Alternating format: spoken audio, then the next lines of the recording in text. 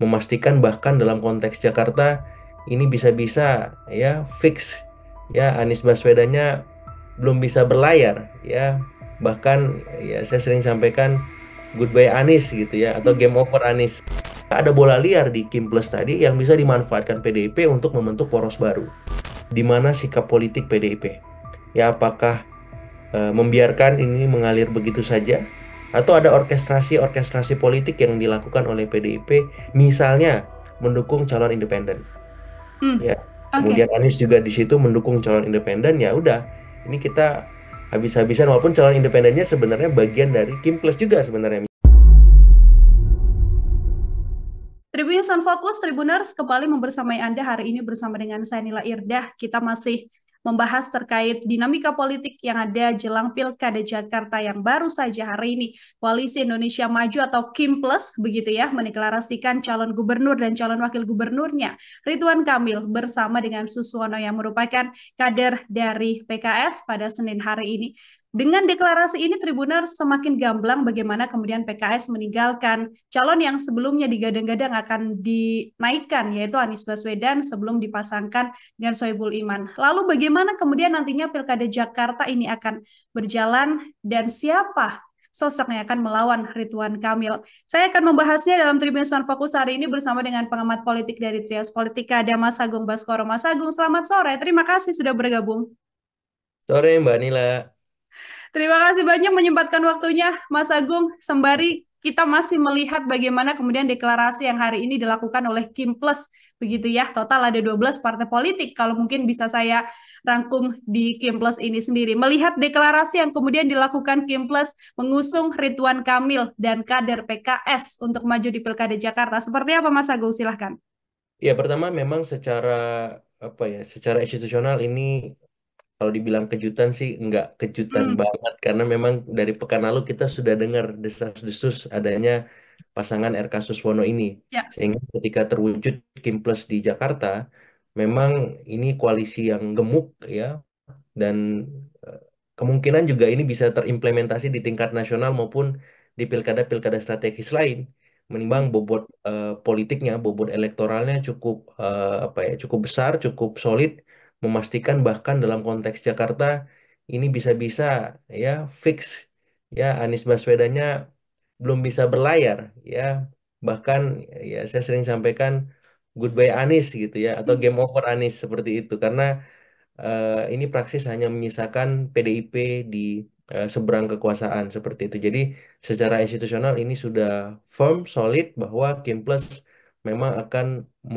apa ya, mendaftarkan ya RK Suswono. Walaupun penentuan akhirnya nanti di KPUD Jakarta, apakah memang pasangan ini yang akan didaftarkan sampai akhir seperti itu. Nah, yang kedua secara elektoral RK Suswono ini saling melengkapi Mbak Nila. Kenapa? hmm, Karena RK punya magnet figur yang kuat secara elektabilitas pasca Anies dan Ahok tidak bisa maju. Kemudian Pak Suswono ini juga punya keunggulan, bukan secara elektabilitas, tapi secara akseptabilitas. Mengapa? Karena dia diterima di semua partai yang menjadi anggota Kim Plus tadi. Ya, bahkan di internal PKS, beliau bisa menjembatani beragam faksi di internal yang ujungnya membuat PKS ini solid mengusung nama Suswono setelah sebelumnya menguat nama Sohibul Iman ya. seperti itu. Nah, jadi ketika RK punya magnet elektoral, Pak Suswono punya mesin politik, ini sebuah perpaduan yang cukup kompetitif untuk melawan siapapun, termasuk ya nanti melawan calon independen atas nama Pak Kun dan Pak Dharma ya kalau saya Hmm, tidak salah gitu. Dan peluang menangnya besar karena Pak Kun dan Pak Dharma tadi memang sementara elektabilitasnya kurang cukup mumpuni untuk melawan Ridwan Kamil dan Pak Suswono, ketika memang mereka dari awal tidak mempersiapkan gebrakan ataupun inovasi politik yang baru untuk memastikan ya mereka bisa menjadi lawan yang sepadan. Nah, di luar itu semua, Pilkada Jakarta ini akan memberikan efek ataupun dampak elektoral bukan hanya di level Jakarta ya, tapi juga tadi saya sampaikan di level-level yang lebih strategis, daerah-daerah, provinsi-provinsi, kota kabupaten yang penting, karena bisa jadi menjadi dasar ya pembentukan Kim Plus untuk memastikan mereka bisa menang di pilkada ini secara mayoritas. Seperti itu. Bahkan hmm, tidak menutup kemungkinan di level nasional ya Kim Plus ini menjadi koalisi besar untuk menopang pemerintahan presiden yang terpilih bersama wakil presiden terpilih Prabowo Gibran, sehingga ini menjadi warning juga ya dua sisi keping mata uang bahwa di saat yang sama stabilitas politik kita terjaga, tapi di sisi yang lain ini alarm buat demokrasi kita. Mungkin sebagai pengantar begitu Mbak Nila. Oke, ini artinya kalau dari kacamata Mas Agung, confirm juga bahwa Anies Baswedan dan PDIP nantinya di Pilkada Jakarta hanya bisa jadi penonton saja, Mas. Persis, ya otomatis ya karena tidak ada partai yang punya kursi untuk menjadi ya teman koalisi PDIP yang di Jakarta. PDIP hanya meraih kursi sekitar 15 kursi kalau saya tidak Ya. salah seperti itu minus 7 kursi di mana pilkada threshold yang dibutuhkan untuk Jakarta itu sekitar 22 kursi. Nah, tidak ada lagi partai parlemen di DPRD Provinsi Jakarta yang bisa diajak untuk berkoalisi otomatis wacana Anies Rano Karno yang kemarin sempat mengemuka sekedar hanya wacana ya tidak bisa Hmm, terwujud karena memang PDIP belum mampu memenuhi pilkada threshold kecuali nah ini ada kecualinya karena di Jakarta itu identik juga selain soal dinamika politik nasional residu pilpres ada semacam last minute management Mbak, di hmm, detik-detik akhir yang itu bisa mengubah peta ya dan akhirnya membuat ada ya poros baru bisa terbentuk ketika misalkan deadlock tiba-tiba terjadi di Koalisi Indonesia Maju Plus ini karena saking gemuknya, saking tambunnya ada beberapa hal yang belum tertuntaskan ya belum selesai distribusi sumber dayanya hmm, secara politik, ekonomi, sosial dan seterusnya. Sehingga ada bola liar di Kim Plus tadi yang bisa dimanfaatkan PDIP untuk membentuk poros baru. Nah, kita akan lihat di sisa waktu ya ke depan seperti apa ya di 8 hari ke depan ya ya. 27 Agustus pembukaan pendaftaran di KPUD. Nah, jadi seperti itu. Oke, perlu kehati-hatian di Kim Plus agar tidak terjadi deadlock dan berkemungkinan ada partai yang kemudian bisa mundur atau mungkin bisa diculik dalam tanda kutip begitu ya Mas Agung ya untuk bersama dengan PDIP. Tapi kalau selama rentan 8 hari ini memang kondisi di Kim Plus baik-baik saja, berarti say goodbye untuk Anies Baswedan dan juga PDI Perjuangan. Seperti itu yang kemudian bisa terjadi di Jakarta. Yang juga mungkin publik masih banyak bertanya, Mas Agung, Ya, PKS ini kan kemarin secara terbuka mengatakan akan mengusung Anies Baswedan bersama dengan Soebul Iman. Aman begitu ya, Jakarta aman. Tapi kemudian yang terjadi sekarang adalah PKS justru merapatnya ke Kim Plus. Kalau dari analisa Mas Agung, apa hal yang kemudian tidak bisa jadi pertimbangan PKS untuk masih bersama dengan Anies meskipun sampai ada gejolak demonstrasi ke PKS ketika Anies tidak jadi diusung oleh PKS, Mas? iya, dari sisi PKS-nya memang berharap bahwa paket aman ini aman. Ya, Ya. karena mereka sudah memberikan sumbangsi 18 kursi kepada Anies sehingga tinggal dilengkapi 4 kursi lagi.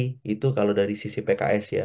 Nah, sayangnya dari tenggat yang mereka berikan kepada Mas Anies itu belum mampu dipenuhi dan akhirnya paket aman ini betul-betul tidak aman karena Hmm. partai-partai di luar PKS seperti PKB, kemudian Nasdem dan PDIP merasa paket aman ini kurang representatif dan akomodatif terhadap ya kepentingan mereka karena sedikit banyak sudah mengunci kursi wakil gubernur untuk apa namanya haknya teman-teman yang akan bergabung dalam koalisi aman tadi Hmm. ya karena apalagi kita tahu secara elektoral ceruk aman ini kan sama ya Anies dengan Sohibul sama-sama merepresentasikan ya Islam perkotaan, pemilih kelas menengah, ekonominya dan terdidik. Nah, jadi tidak ada ceruk pemilih yang meluas atau besar ketika ini dijadikan ya paket untuk didaftarkan ke KPUD. Nah, di situ titik tolak yang menjadi deadlock yang membuat akhirnya koalisi perubahan ini ya apakah koalisi perubahan plus ketika ada PDP-nya Hmm. layu sebelum berkembang atau bubar di tengah jalan ya karena ada deadlock soal wakil gubernur tadi dan ada juga deadlock di mana di sisi Aniesnya juga kesulitan mencari format kerjasama yang pas dengan PKS dengan aman ini ya apalagi kita tahu ada arahan dari PKS untuk melibatkan Mas Anies sebagai kader mereka. Ya. Nah, Mas Anies harapannya bisa dinaturalisasi lah kalau bahasa timnas PSSI itu. Hmm. Cuman masalahnya dari Mas Aniesnya juga keberatan ya dan ingin tetap dalam posisi seperti sekarang ya di tengah dan bisa mengakomodasi semua partai. Nah, di situ deadlock berikutnya yang saya kira belum ada titik temu dan akhirnya membuat PKS realistis ya. Karena kalau ini dipaksakan terus mereka tidak bisa berlayar padahal mereka adalah juara Pileg 2024 dengan 18 kursi. Jadi ya akhirnya tawaran atau proposal kerjasama dari Kim lah yang dianggap lebih realistis karena apa? Hmm. Karena mereka mendapat kepastian di Jakarta 2 sebagai wakil gubernur, calon wakil gubernur. Kemudian ada juga kompensasi-kompensasi politik, bukan hanya di level Jakarta ya, tapi juga di level nasional, mungkin bahkan di pilkada-pilkada strategis lain di mana PKS di sana lebih di apa ya ditempatkan dalam posisi yang lebih baik ketimbang bersama Anies Baswedan seperti itu. Oke, ada berbagai pertimbangan yang kemudian membuat PKS akhirnya menghitung-hitung dan lebih menguntungkan berada di Kim Plus ya, Mas Agung ya, ketimbang masih dengan keinginannya mengusung Anies Baswedan yang bahkan Anies Baswedan tidak bisa memberikan 4 kursi atau masuk menjadi kader PKS dan diusung menjadi salah satu gubernur. Ini clear bagaimana kemudian masalah yang ada di PKS dan juga Anies Baswedan. Yang kemudian masih jadi tanda tanya publik adalah PDIP, Mas Agung. Ya. Partai besar juga PDIP yang bahkan tidak bisa menggoyangkan salah satu partai untuk bisa membersamai mereka dan bahkan tidak ada calon yang sedari awal bisa diusung oleh PDI Perjuangan. Bagaimana Mas Agung melihat PDIP di kondisi sekarang ini yang bahkan tidak bisa mencalonkan kadernya untuk maju di Pilkada Jakarta, Mas? Iya, ini salah satu keterbatasan PDIP ketika memang di Jakarta belum mampu menghasilkan golden ticket sebagaimana di 10 provinsi mereka punya ya golden ticket seperti Hmm. itu. Sehingga kader-kader potensial mereka seperti Pak Basuki Cahayapurnama, Ibu Risma hari ini, Pak Andika Perkasa dan seterusnya akhirnya belum bisa berlaga untuk Pilkada Jakarta.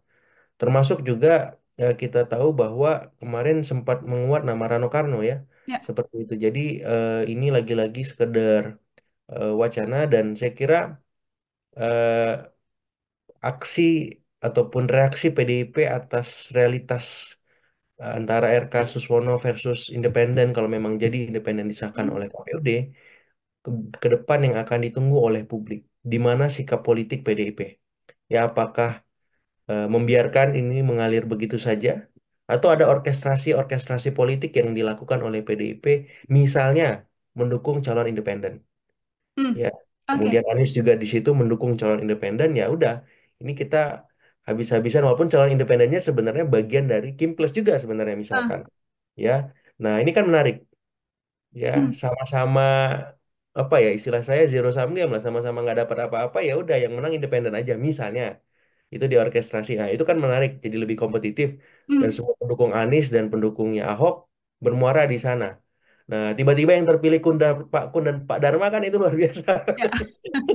Iya, Oke, itu masih. itu itu contoh contoh sederhana ya kalau memang ada arahan semacam itu. Nah, pertanyaannya apakah PDIP mau seperti itu atau Anies demikian? Nah, karena dari kemarin kan saya sebenarnya menunggu inisiatif manuver-manuver tajam dari PDIP maupun Anies Baswedan. Tapi Hmm. sampai sekarang itu tidak tampak dan senyap ya.